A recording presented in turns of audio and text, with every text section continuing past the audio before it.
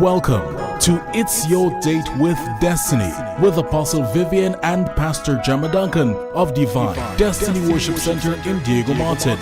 For the next 30 minutes, join us as we take you on a journey of maximizing your potential and realizing your goals through Jesus Christ.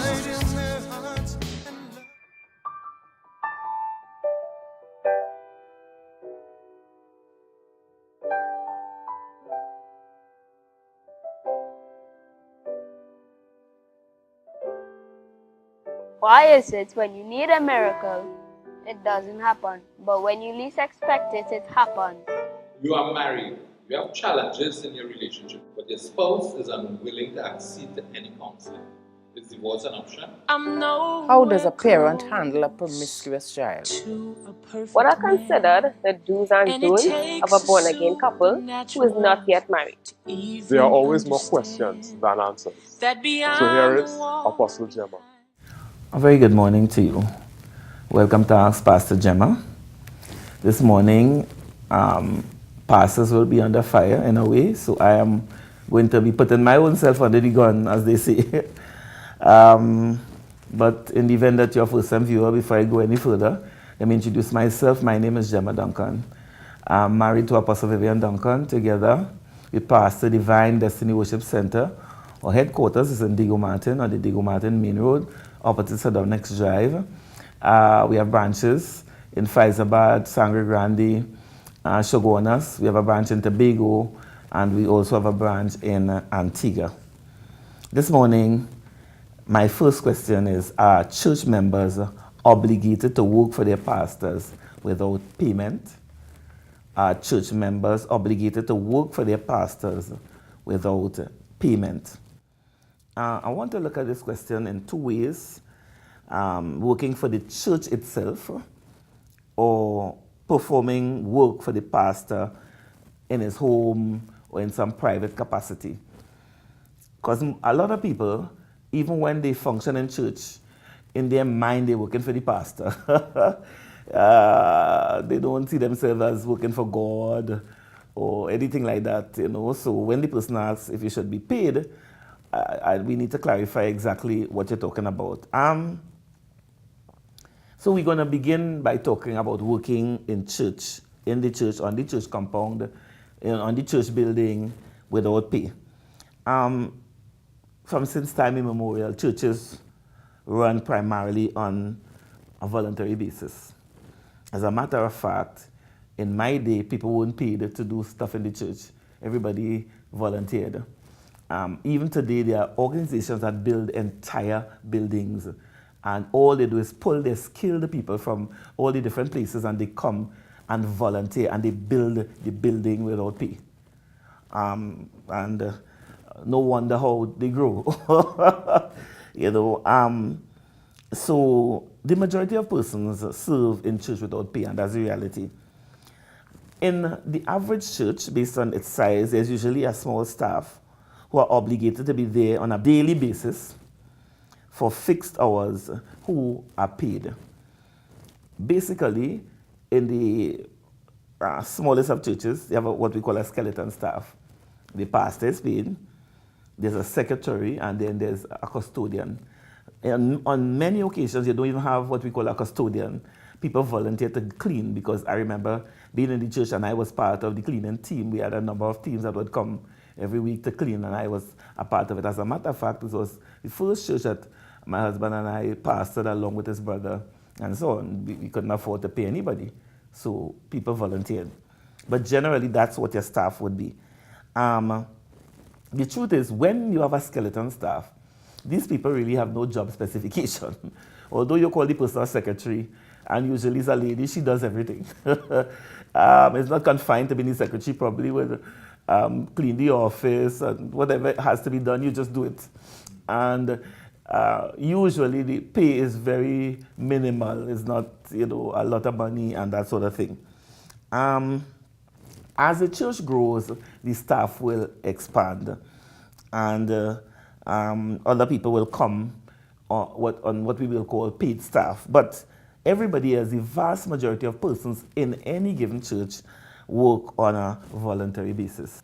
Then we have skilled persons who are paid for work done. In the event, like you have a building expansion, these people come every single day. They must live, they have homes to take care of and so on, and they are paid. But that same person, when there is another work they called by the church, will now come at that particular occasion and volunteer his skills. So that Saturday, some little drain may crack, and the same mason who we had to pay to do something in the church will now just volunteer to fix those little cracks and that kind of thing. So you have these mixed things happening in the church. Now, the thing is, even in the church, you could decide what kind of work you want to do. If you want to give voluntary service, or you feel you should be paid for every single thing you do. And there are some people like that. Listen to me. If they move a nail from one place to another, they expect to be paid. And if the person expects to be paid, then it's either you don't use them or you pay them. You can't object if that person decides to be paid. It's a God thing, you know. So let the person, you know, if they want to be paid, you pay them, right? As for the work that's done in the pastor's home or personally for the pastor, again, we find people in various groups. Those who volunteer by choice, and I will say by choice. Those people who feel that the leader contributes to their life and the quality of their life, and they feel that they have a skill and they would, you know, love to bless that individual. And that's what we call it, by giving of that particular service. Those who demand a payment, and I believe that that person has the right to do so. There are some people, regardless of pastor, no, they're not doing anything for free, you know, and I believe if that's how you feel, then that's fine as well. And those who take payment for selected jobs, and those are the ones who kind of mix, yeah, you know, depending on the job, they take the payment. Another time they would say, well, it's okay. I don't believe that anybody should be forced to work for free. I feel if you're a member of a church and you feel that you should charge for something, that's fine. And I'm talking about myself personally, I never presume that somebody will be working for me for free. Some people may be a little uncomfortable to tell you that they want to charge you. I ask. You buy something for me, I want somebody to pick up something, I will say, I didn't see the bill in the bag. You forgot the bill. In other words, I'm giving you a window of opportunity to say, I want to be paid. How much do I owe you? I will, you know, I want to make it comfortable for that person to charge me. And they must say, no, it's no charge, and that's fine. So I don't presume. If anything you do for me personally, I will never presume that it's free. You know, I don't believe anybody owe me anything. However, I want to say a little something to you. I remember Mike Murdoch was responding to a question. Church leadership brought him in because there was dissension as to how much the pastor should be paid. And so he said to them, all right, let me throw some questions to you. How much do you think you should pay a pastor when every time you have an emergency, he comes to your house at midnight? How much should you pay him for those hospital visits? How much do you pay him when you call him first when somebody dies, there's an accident, there's a crisis in your family? How much should you pay him when he counsels you and your husband or your wife when you're in difficulty? How much should you pay him when your child isn't performing in school and he is the one who intervenes? How much do you pay him when he has to go to jail to visit a family member? May I go on and on and on? You know, it's like the song, for the 9 months I carried you inside me, no cost. When somebody dies, I remember my husband had that experience. This person died, and the first person that was called to go with the wife to the morgue for her to identify the body was my husband. When they pulled the drawer the first time, she fainted. And he had to be stoic, looking at this stiff man in front of him. He had to pick up, they had to help recover this lady. And it took like 3 attempts before she could even say, yes, that's my husband. How much do you pay or you owe the pastor for that? Because many people count all kinds of things. The hours of counseling for free. The fact that we marry you for minimal or nothing. Full gospel churches, we don't charge for all these services, you know, and everything is free. I mean, listen, if I start to name, we will go a long way. We have to be everything. Doctor, nurse, counselor, you name it. They come to your homes in crisis when it's inconvenient to come because of crisis, and you say, well, yes, come. You don't get to sleep because people think that they could call you anytime and you listen. When you are overburdened, I have my own problems. And I have to put aside my problems and deal with somebody's issue. And I'm saying to myself, but nobody listens to me. I don't have anybody to talk to. How much is that worth? You see, people, they're always quantifying, what they do, but they never see the worth and the value of what the pastor does. However, again, it's up to you. If you feel you should be paid for every single thing that you do, that's fine. If you think that you should be a blessing to your pastor, that's fine. I'll tell you the little problem I have before I close with this question is that the people who don't feel that they should do are always dogging those people who feel that they should volunteer. And people will confront you and say, but you have to, why you have to do that? Well, if that person chooses to do that, that's fine. By the way, some people came from the organizations that became wealthy simply because people donated multi-million-dollar buildings and all that. Those churches accrued their wealth over the years by the fact that people gave of their whole estate over to them. And yet, people in full gospel churches are querying whatever service you may do to the church and to the pastor. But that's the bottom line is, it's up to you. Whatever you feel to do, it's fine for you to do so.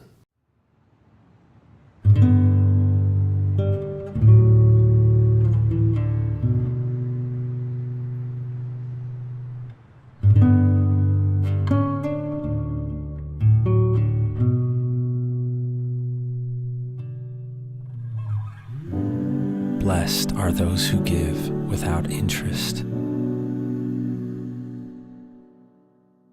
who offer themselves and expect nothing in return.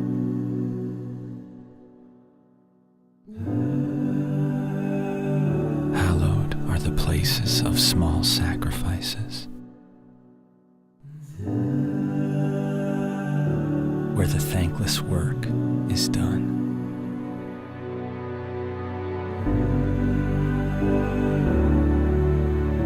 Sacred are the acts of true adoration, for they reveal the heart of the divine. Envy not the givers in the crowd, earning praise for their generous deeds, for they have received their reward.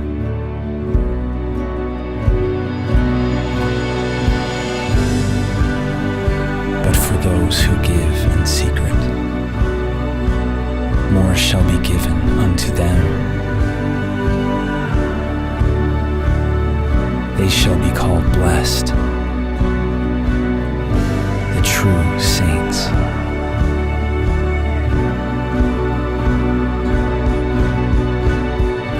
The restorers of streets to dwell in. And life shall be forever theirs.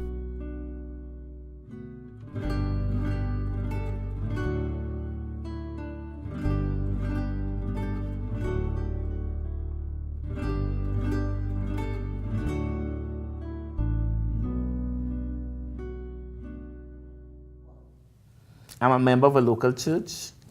How obligated am I to my pastor to inform him of my whereabouts when I am absent from church? I want to start by talking about me and what I felt was my personal obligation when I was a teacher in school. I felt obligated to inform the principal when I was going to be absent. The truth is, if I didn't inform her, when I reached the school the next day, all I have to do is apply for a day's leave. But I felt if I knew that I was going to be absent, out of courtesy, I should say that I wouldn't be there. No, it's not an obligation, but to me, it was a courtesy. I also felt that I needed to tell the members of staff who worked along with me. In our school, we had what we call sections. And like Standard 4, we have a section of 3 or 4 teachers in one part of the school, and there are 4 classes. And because it affects my neighbor, I felt obligation to say, I'm not going to be here. And I would explain to that person exactly what I planned. That prefect we all had, and all the work was prepared. So that prefect knew exactly what to do. I'd stay in the evening, put the things on the board, whatever I want to do. All the papers were all set for the children to hand out and collect and all of that. And the teacher will just look across and make sure everything is fine. But because that person, if there's an incident in the class, something happens to one of the children, my neighbor will be affected. And so I felt, to my mind, obligated to be courteous. If I knew, and all of us behave like that, they would be leaving the country for some reason. The daughter was graduating, and she would say, Duncan, and the others, I'm not going to be here for a few days. I'm going to my daughter's graduation. That's fine, And what amazes me is that here am I talking about me, not you. Lee, having done that in school, leaving my workplace, coming to church, and I have a problem with saying to my leader, I'm not going to be here for some reason or the other. And I am saying to you, if you were a leader, let's say a secondary leader, let's say an usher or something, you were the leader, and you have 5 people for that day or 2, it depends on the size of the church. Do you think that the persons who wouldn't come should tell you that they're not coming? Do you think they should? So you arrive on Sunday, it's a very small church, just 2 ushers and nobody appears because either one will think that the other person is coming. And because people are like you who think that you're not obligated to say that I'm not attending, you will come and find that there's nobody to serve. Would you like that? You don't have to answer me because you're not close to me, So in my mind, what would be good manners in my mind would not just to inform your leader, the pastor, but the secondary leader as well. You have to tell that person in charge of ushering, I'm not going to be there today. You have to tell the person in charge of praise and worship, I'm not going to be there today. You practice, you may be alto soprano, where you stand might make a difference in the song that comes forth, and I just decide I'm not coming today. You may be the strongest contralto in that group, and people depend on you to carry the contralto, and you just decide, I'm not coming and I'm not saying anything. If you say you're not coming, then they will adjust even how they stand and say, you know what, Duncan, you will stand up here because so-and-so won't be coming today and everything. In terms of the mic adjustment, you didn't appear and a mic is empty. This mic stands empty there, and of course, you think quickly, pull that mic behind because somebody is missing from there. You didn't say anything. If you had spoken, then we would have known to adjust the whole setting there. I'm just throwing it out to you. I believe that we should be courteous, and I am not sure that I would use the word obligation to somebody who is asking. For me, it was an obligation to be courteous. I feel courtesy is an obligation. This is just for me. But for you, it may not be.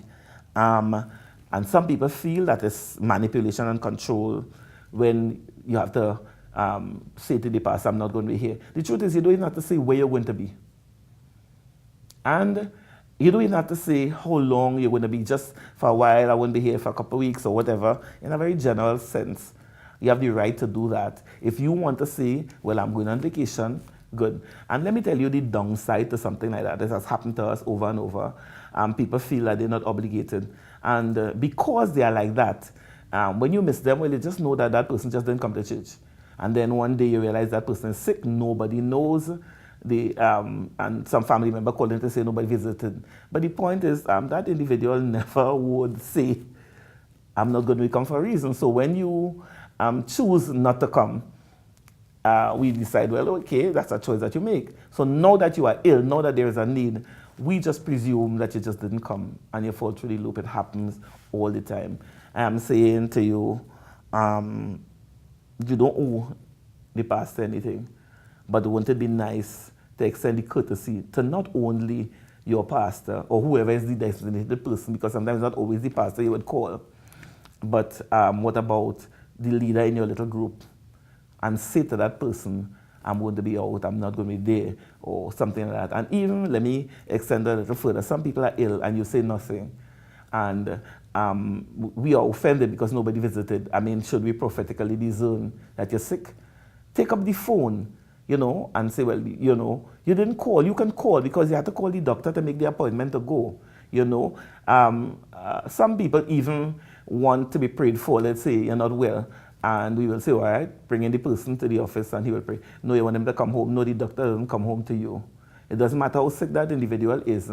We put them in a car. It's not going to be long. He could even come out to the car park. I've seen Apostle Vivian do that. You bring them in. He comes out to the car park. The person doesn't have to come out of the vehicle. And you lay hands on them and they go back home. We see God work like that. So I'm saying to us is I would like, as a pastor, I know I am under fire today. And I would like us to at least give the courtesies that we give on the workplace to people in church. That's all I'm asking. Just what you do on the workplace, just what you feel. Well, I mean, you might tell yourself, well, at work, my bread and butter is involved, so they can fire me if I'm not courteous. Well, that's the truth. Some of us forget the God factor. This little God thing is a big God thing that we seem to forget when we behave, because it seems as though we prefer to be more courteous to a man. We honor human beings more than we honor God. And let me tell you, whatever you do, you are honoring God. The Bible says, whatever I do it as unto the Lord. Even how I behave, how I treat people. Those same courtesies should be applied in your home as well. It's not just the church. You know, it's not good manners to walk out the house. The family members don't know your wife. I don't know where they're gone. You know, see you, and you're gone. She doesn't have a clue where you're gone. And sometimes in cases of an emergency, she doesn't know, well, you don't know that you're there. So you're not concerned and so on. And I believe that courtesy should be across the board. You should be courteous in your home. Like saying, I'm going to be late today. Everybody has a phone. You know, I'm coming in a little late, or decide I'm going to hang out somewhere with the people from work or with my friends, or somebody called me, we're going somewhere. You could be courteous. Children should extend the courtesies to parents. Parents should extend the courtesies to children. Husbands and wives, and so on, should extend the courtesies. You should be courteous in the church. You're dealing with people. You should also extend the courtesy. Of course, we do in the workplace. So I'm saying to you, I don't see it as an obligation. I see it as a courtesy. And it would be nice if we are courteous one to another. I hope I responded very fairly as a pastor myself to the question.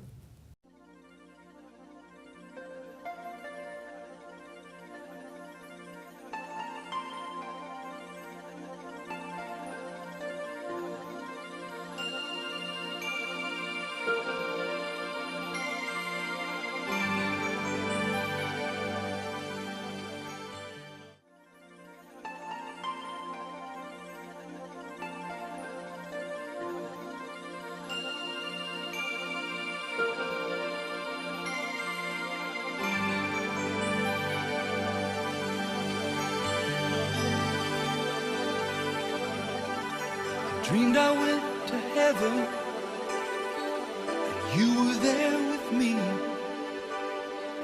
We walked upon the streets of gold, beside the crystal sea.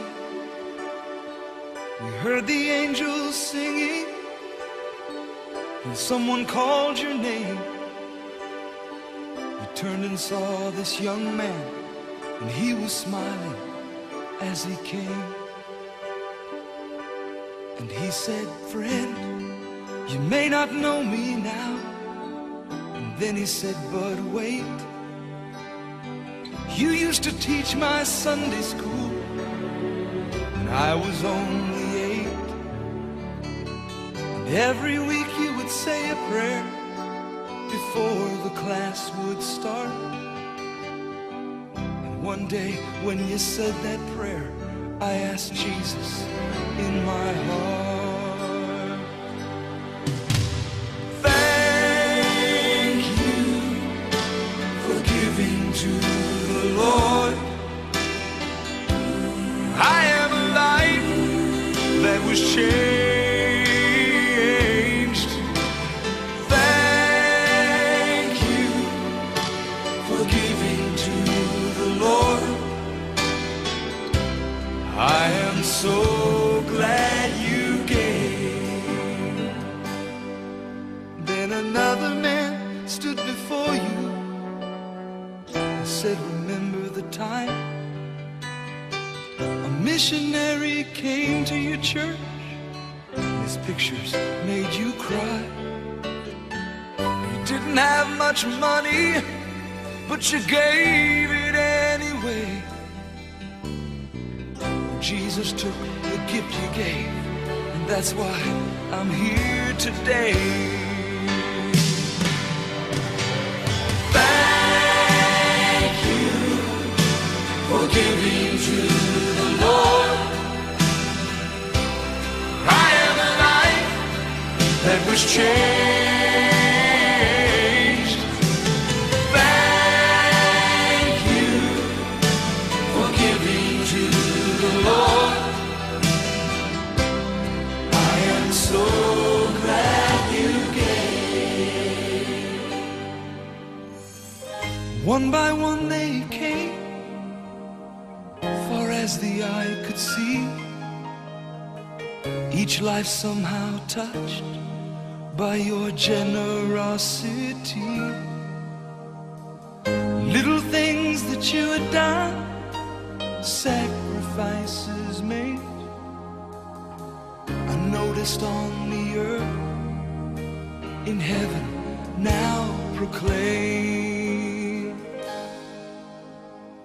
And I know up in heaven you're not supposed to cry, but I am almost sure there were tears in your eyes as Jesus took your hand and you stood before the Lord. He said, my child, look around you, for great is your reward. Thank you for giving to the Lord. For I am a life that was changed. Thank you for giving to the Lord. I am so glad you gave.